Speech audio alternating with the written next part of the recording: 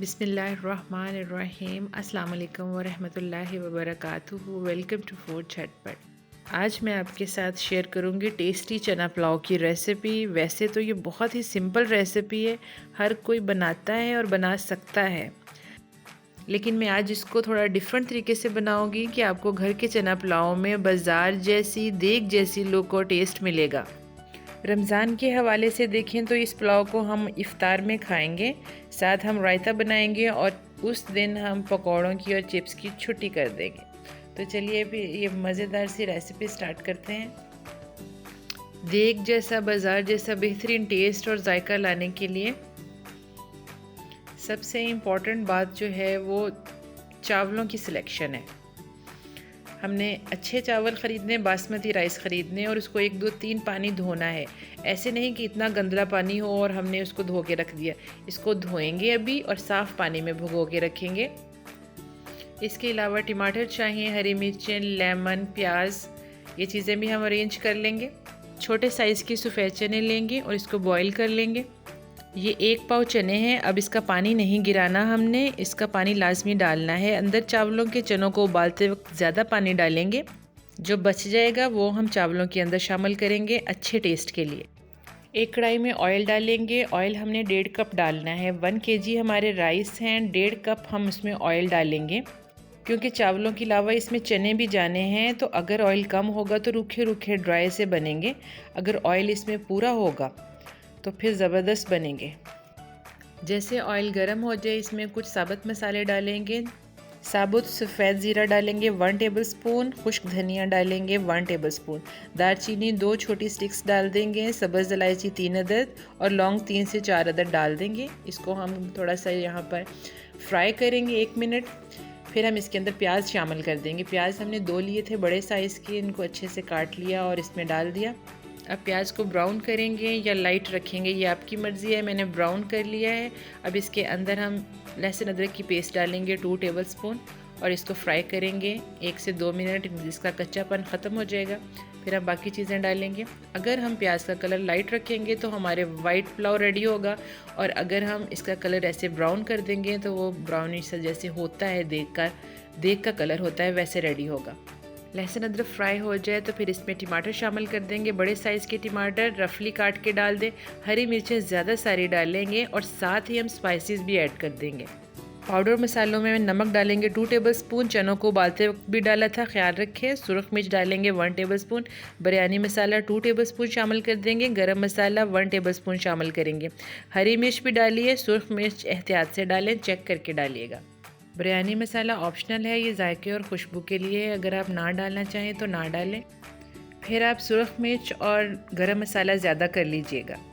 1 से 2 मिनट भुनाई करेंगे मसाले की। फिर हम इसमें चने शामिल कर देंगे। चने पहले से उबले हुए हैं, इसकी भी हम इन मसाले के साथ भुनाई कर लेंगे ताकि अच्छा सा फ्लेवर मसालों का चने में आ जाए। चनों की भुनाई हो जाए 2 मिनट बाद फिर आप इसमें फ्लेवर को इन्हेंस करने के लिए इमली का पानी डालें 3 टेबलस्पून। अब हम चावलों का पानी शामिल करेंगे। चावल हमने इस बर्तन से पैमाइश की थी, 1 kg थे, तो हमने ये 1.5 पानी के डालने हैं, यानी कि 1.5 किलो हमने पानी डालना है इसमें। हाफ़ बाउल चने का पानी और 1 बाउल जो है वो पूरा डालेंगे हम साफ़ पानी। इस तरह हम पूरा कर लेंगे पानी जितना हमें चाहिए। इसके लिए 1 kg राइस में हमने 1.5 kg पानी डाला है और इसको ढक दिया है। अब बॉयल का इंतज़ार करेंगे।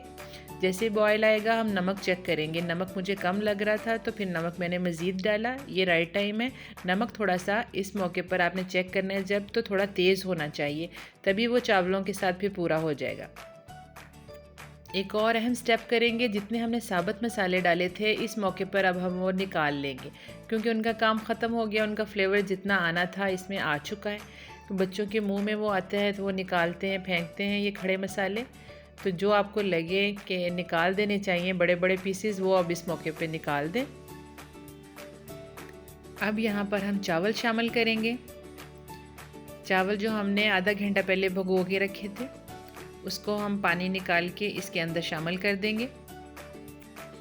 जैसे ही पानी ड्राई हो जाए और चावल तकरीबन दम के करीब चले जाएं, तब इसके ऊपर लेमन जूस हम डालेंगे। या फिर आप अचार भी शामिल कर सकते हैं इसके अंदर फ्लेवर को इन्हेंस करने के लिए। मैंने लेमन जूस डाला इसके अंदर, 1 लेमन काफ़ी था। अब इसको मिक्स करेंगे। पानी जब ड्राई हो जाए तब हम इसके ऊपर येलो फूड कलर भी स्प्रिंकल कर देंगे। आप पानी के अंदर भी घोल के डाल सकते हैं, लेकिन इस तरह मुझे सही लगता है कि वो फिर जितना डाला होता है उतना ही रहता है। अब इसको ढक देंगे, 15 मिनट हम इसको दम देंगे। 15 मिनट के बाद हम ढक्कन उठाएंगे तो माशाल्लाह से इसकी खुशबू से घर महक उठेगा।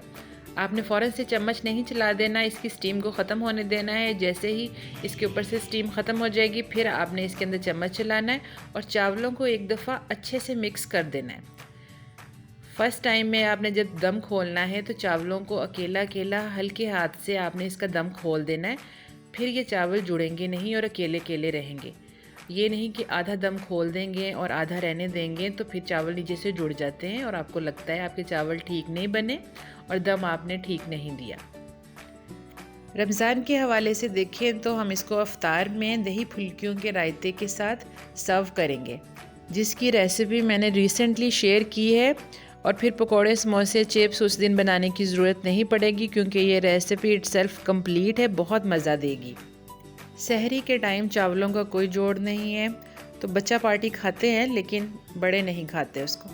अब हम इसको सर्व करेंगे। देखिए जी, खुशबूदार मज़ेदार चना पुलाव रेडी है, जिसको कोई भी खाएगा तो यही गुमान आएगा उसको जैसे ये देग के चावल हैं। अभी हमने इसमें कोई एसेंस नहीं डाला, बाज़ार वाले तो इसमें बिरयानी एसेंस डालते हैं, तो हमने उस एसेंस के बगैर ही इसकी खुशबू जो चने का पानी हमने इसमें शामिल किया है उससे इसका टेस्ट और खुशबू जो है सेम हो जाएगी जैसे देग की होती है।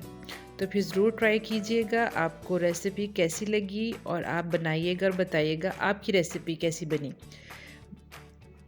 रेसिपी अच्छी लगे लाइक और शेयर कर दिया करें। चैनल पर अगर नए हैं तो इसको सब्सक्राइब करना ना भूलिएगा। दुआ में याद रखिएगा, अपना बहुत सा ख्याल रखिएगा। फिर मिलेंगे नेक्स्ट झटपट रेसिपी के साथ। इजाज़त दीजिए, अल्लाह हाफिज़। Thanks for watching.